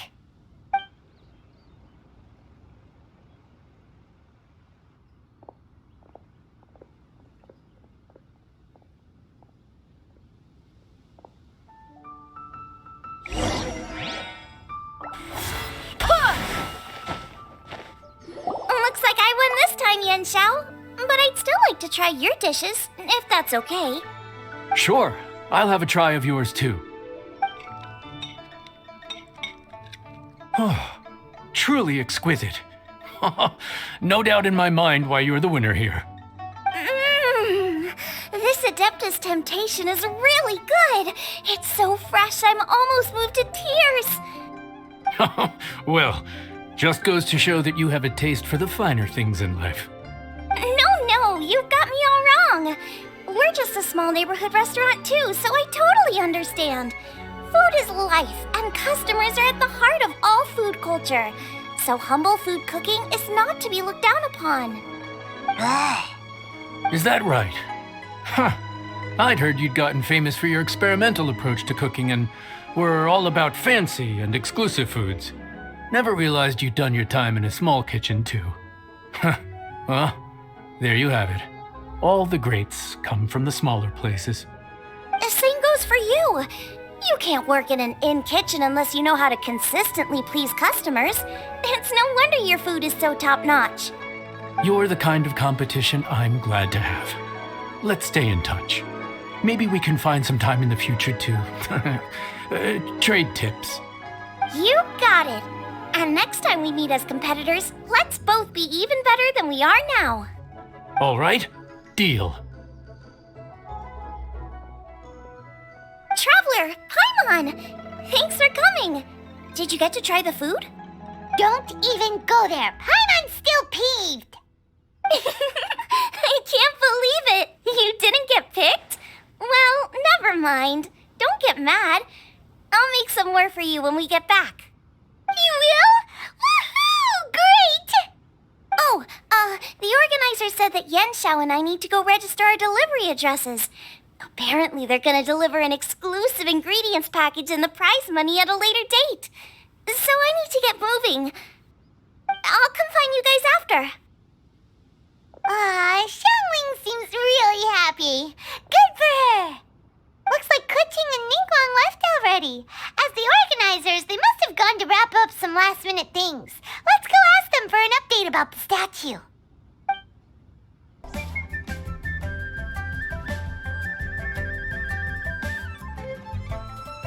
Kuching, there you are!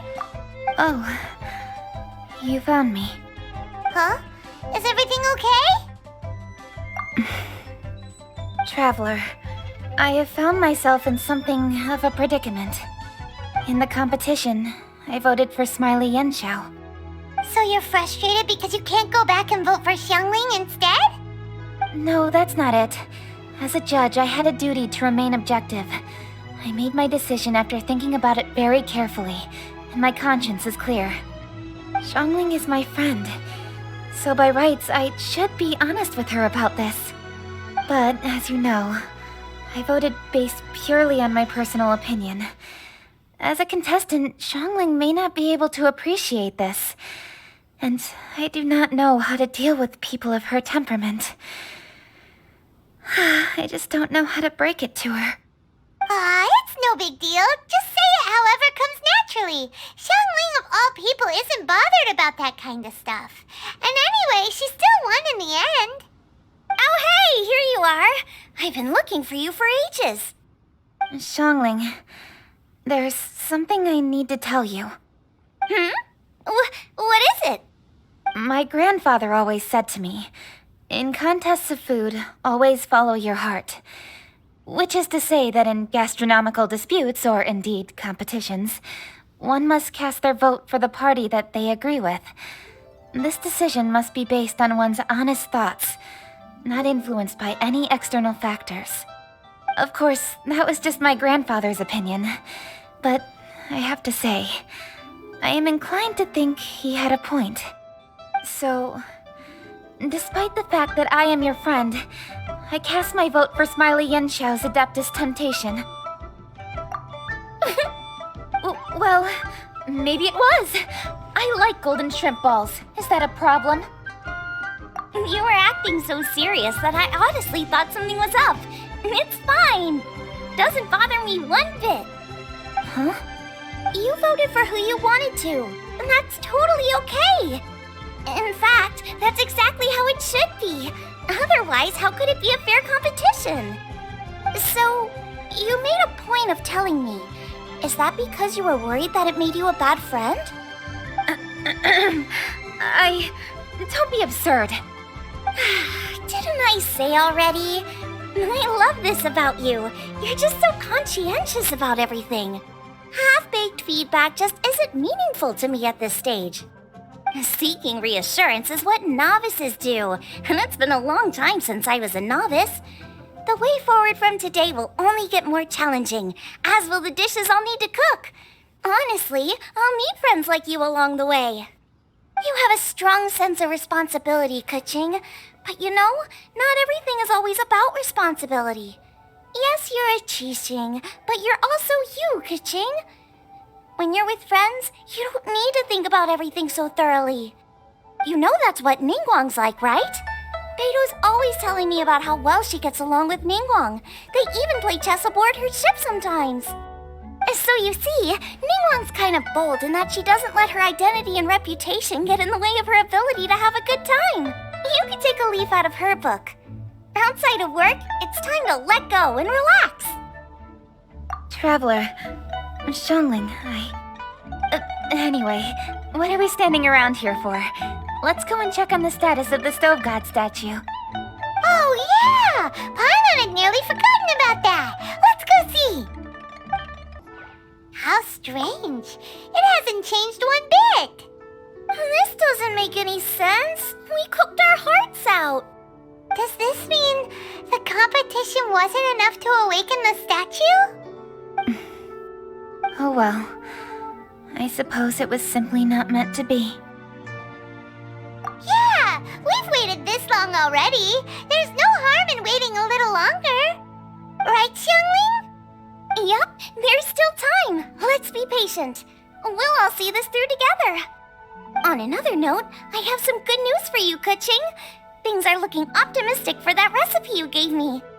Master came by before the competition and filled in the parts that were missing. So now I'll be able to cook it. In fact, I'll go find somewhere to make it right now. Wait here. Xiangling. Oh, and Traveler, could you come with me? Huh? You only just beat Smiley Yanxiao. You think you're up for challenging us already?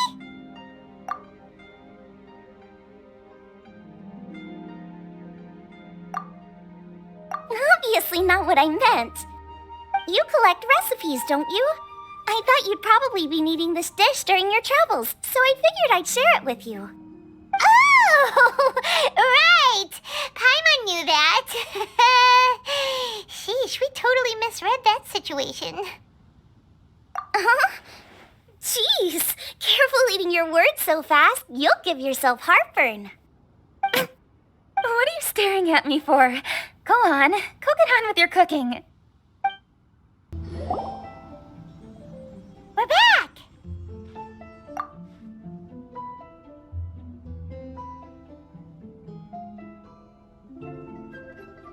The Traveler and I made one each. Here, have a taste while it's still warm. Thank you. Don't mind if I do.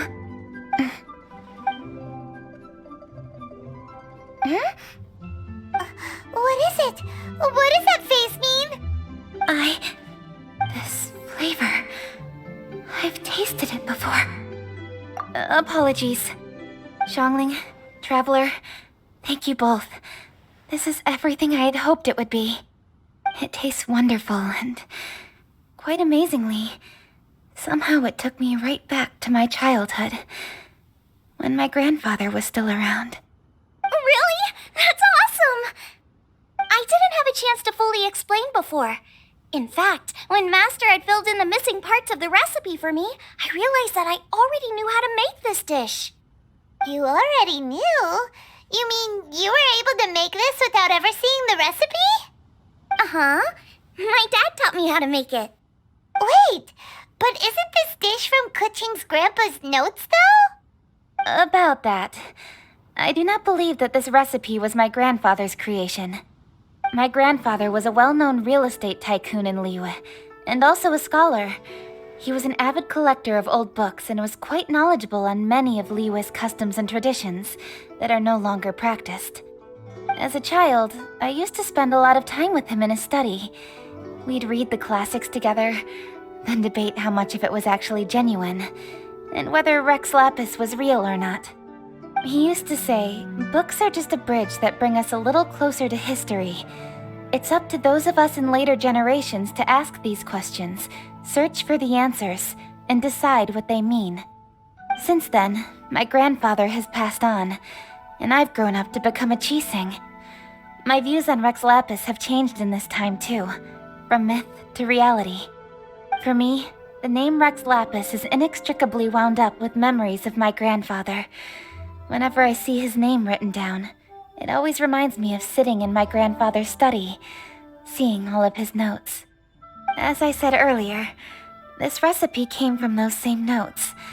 It's an ancient dish that he was trying to restore to its original form.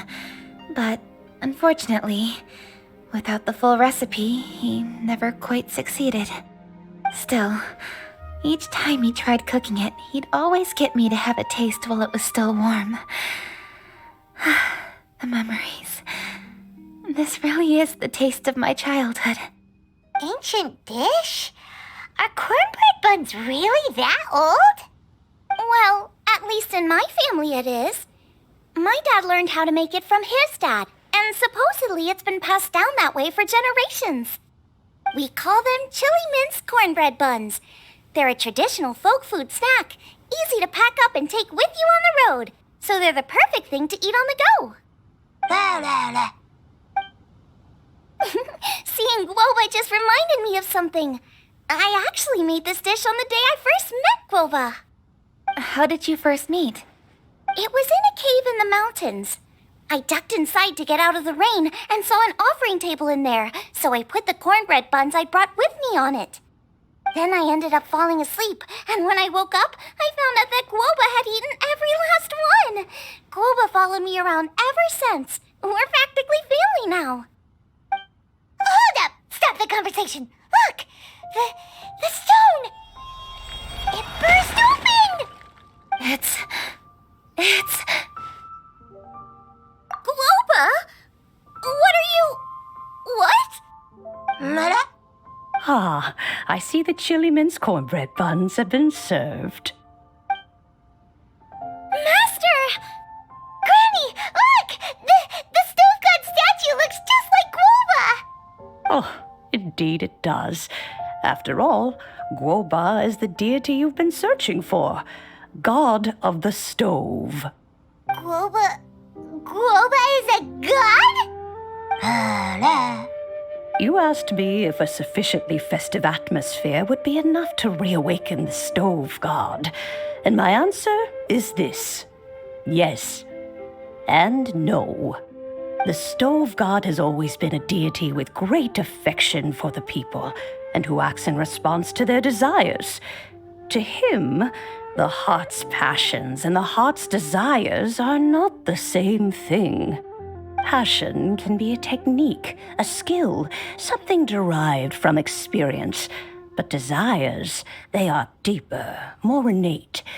They are the heart's strength in its purest form. Masterful chefs is wonderfully exciting, but it is more an exercise of passion than of desire, and passion alone will not suffice to reawaken the stove god from his deep slumber. But just now, when Kuching ate this dish he had longed for, a deeply held desire was fulfilled. As well as receiving an answer to her question, she also gained something much more precious. A moment of poignant nostalgia so vivid, it felt like she was right there alongside her grandfather. The enormous power unleashed by the fulfillment of this desire resonated with the stove god's statue and caused it to manifest once more the form it took in the past. Of course, the stove god himself is not contained within the statue. The true stove god has been here with us all along. How does it feel, seeing a statue of yourself from your glory days? Look at him. Still so majestic. Glory days? Wait, what happened? Did Guoba used to be different from now? Oh, yes. Back in his day, your Guoba was once the patron god of the soil. But all the wisdom and power he had then, he has since surrendered to the soil itself. A god surrendering their power to the soil. I have heard this turn of phrase before, but what does it mean? The kinds of trials and tribulations that a land can face are far more than you could imagine. Droughts, floods, torrential rain, hurricanes, earthquakes, tsunamis, fires, and plagues. The threat of disaster will never fully disappear from Liyue. Even woes that have never been faced before in history will come to pass in the future. Such things affect you mortals far more than we Adepti, with our immortal forms. He once walked with you over the barren plains until you arrived at last at the harbor. He joined you in building your dwellings and lighting the stoves. It was his hand that lit the very first street lamp of Liyue and brought the aroma of cooked food into every household in the land. You mortals no longer remember him, but back in the age when you did, he was the closest of all the Adepti to the common folk.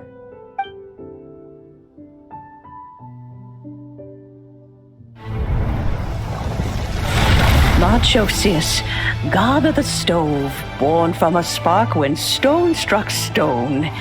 He was a god with a great love for humanity and their well-being.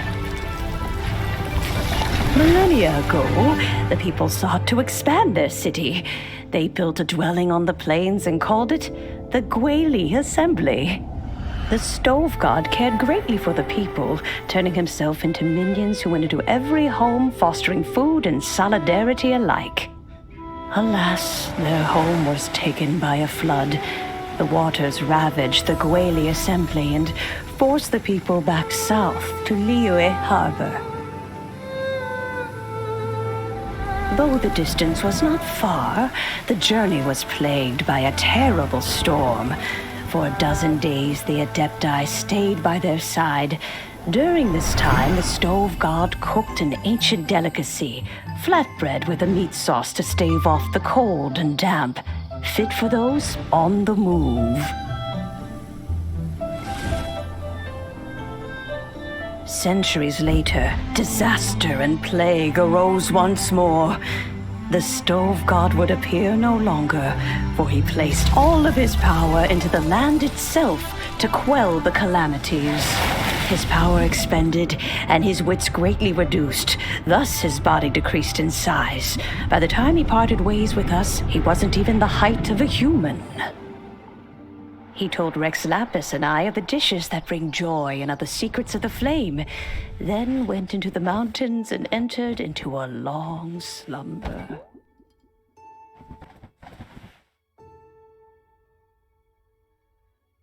The stove god departed, and Guoba was born. When he awoke, he ate the chili mince cornbread buns placed on the offering table by a young lady in yellow.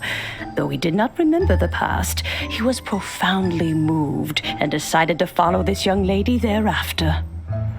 The stove god had quietly disappeared, but the vendors rose early to hawk their wares. People went out to buy goods, lit their stoves, and cooked food, just as they had done every day for as long as they could remember. In Liyue, things have always been this way.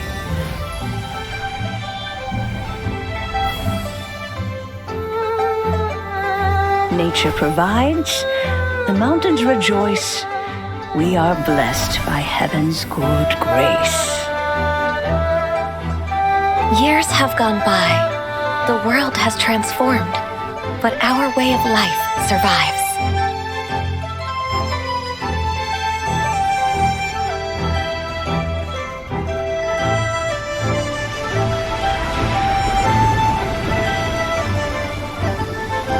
Fame and fortune is only a season. It is the moment that we should embrace.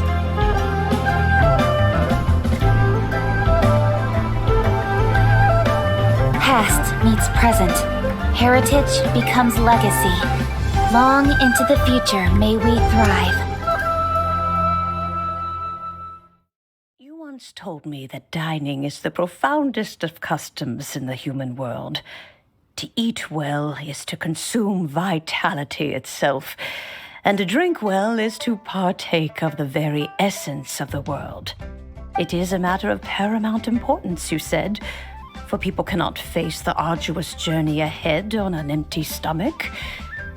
At once a humble affair and a profound one.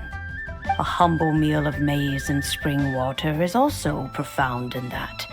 By ensuring one's survival, it paves the way for millennia of human history and culture to come. My dear friend, Liyue has changed so much while you have slept. Looking at the prosperity and beauty around us today, does it make you happy? Guoba, this is kind of a huge deal. Why didn't you say anything? He is not who he once was. Even the power of speech evades him now. There is no way he could have told you. Oh. Guoba, but... Xiangling. Do not be saddened, Xiangling. There are two sides to everything. Guoba may have lost many of his formal faculties, but he is now as carefree as can be, without a single worry in the whole world. In this world we inhabit, who can truly be said to live a life free of all woes? Those with a mind and with the knowledge will certainly be troubled by all manner of things. But he has gone further than us in his journey. He had both wisdom and courage.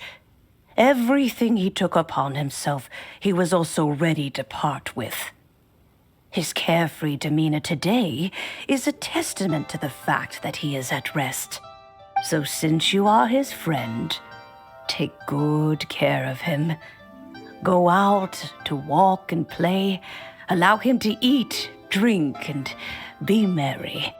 I will! You can count on me! Xiangling, you have an adeptal affinity. Guoba follows you around because he has respect for you. The moment he awoke, he was met with a familiar flavor in the chili mince cornbread buns he ate. After all that time, he still recognized the dish he had invented, and he approved of you as the one who had cooked it. That's right. The taste of one's home cuisine always brings back memories of home. though he remembered nothing. Eating the food you had cooked gave him a feeling of familiarity. That is why he stuck by you. You may be the first person in history to give the stove god the experience of being a satisfied customer. That makes you quite a remarkable chef. If that's true, I couldn't be happier. Because putting a smile on customers' faces is what we chefs are called to do. Well then, it's getting late and I still have things to do. Time for me to say goodbye.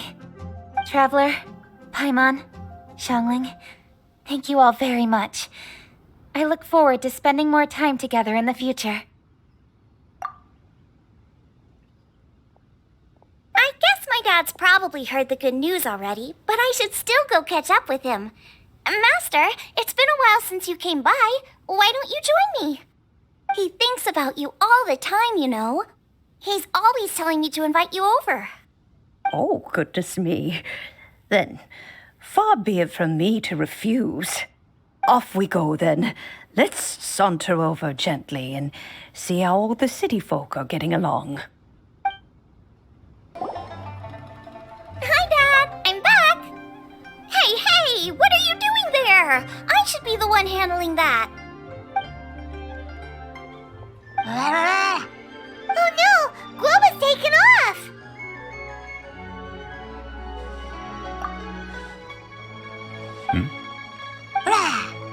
Oh, it's you. Hello there, old friend. Oh, bless my soul. Are you out for a stroll as well? Given the season, it felt fitting to take a leisurely walk while the meal is being prepared. Quite right. And it also gave us the chance to run into you.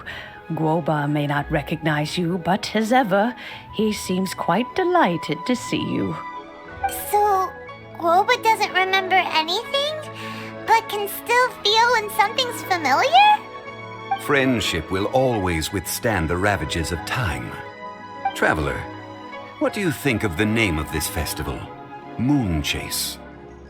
The moon is a carrier of countless emotions. So many things only seem to surface as we gaze up beneath its poignant glow. Wherever the moonlight shines, the heart is wont to follow. Fond memories of those no longer with us. Debts of gratitude to old friends. The meaning of ages past and gone.